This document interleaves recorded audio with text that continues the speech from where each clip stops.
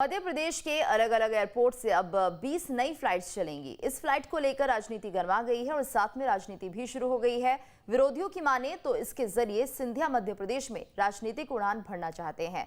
तो वहीं बीजेपी का तर्क है कि सिंधिया पीएम मोदी के विकास मॉडल को तेजी से आगे बढ़ाने में जुटे हुए हैं। देखिए रिपोर्ट। ज्योतिरादित्य सिंधिया उड्डयन मंत्री क्या बने? एक के बाद एक करके मध्य प्रदेश की झोली नई उड़ानों से भर गई। अभी तक प्रदेश के इंदौर और भोपाल एयरपोर्ट ही ऐसे थे जो देश के बड़े शहरों को जोड़ा करते थे, लेकिन अब प्रदेश में ग्वालियर और जबलपुर जैसे दोनों बड़े शहर महाराष्ट्र गुजरात राज्यों से सीधे तौर पर हवाई मार्ग से जुड़ रहे हैं। ग्वालियर के लिए अलग अलग 10 नई उड़ानें शुरू हुई हैं, तो वहीं जबलपुर से भी कई सारी नई उड़ानों को शुरू किया गया है। बीजेपी की माने तो इस तरह की उड़ानों का सीधा तौर पर फायदा आम जनता को होगा। 100 से ज्यादा एयरपोर्ट इन 4-5 सालों में आदरणीय प्रधानमंत्री नरेंद्र मोदी जी की सरकार ने बनाए हैं और उसी क्रम पर बढ़ते हुए मंत्री के नाते श्रीमान ज्योतिरादित्य सिंधिया जी तेजी से काम कर रहे हैं।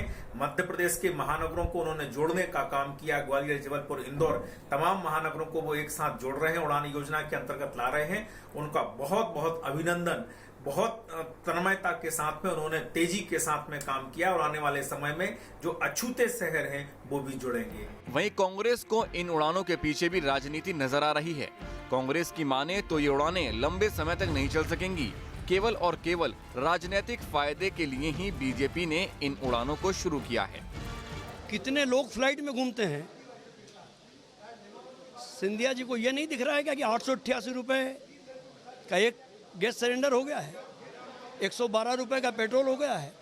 गरीबों की बात कीजिए सिंधिया जी, महल में रहकर गरीबों की सोचिए। पूंजीपतियों को तो सब कुछ दे दिया नरेंद्र मोदी जी ने, लुटवा दिया देश।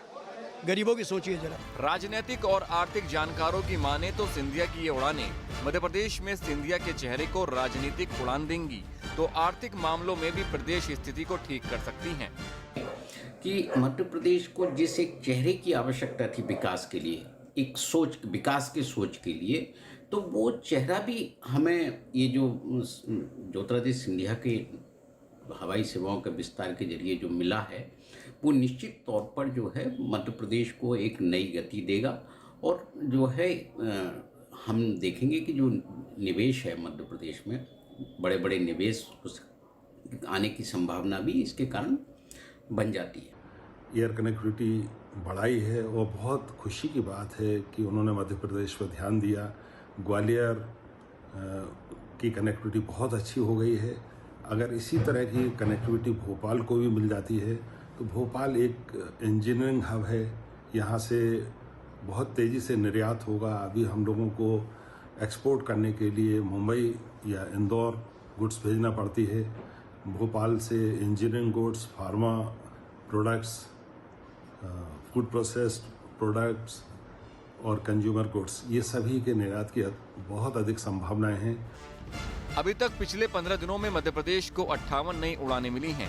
प्रदेश में अब 424 से बढ़कर 738 उड़ानों की संख्या हो गई है।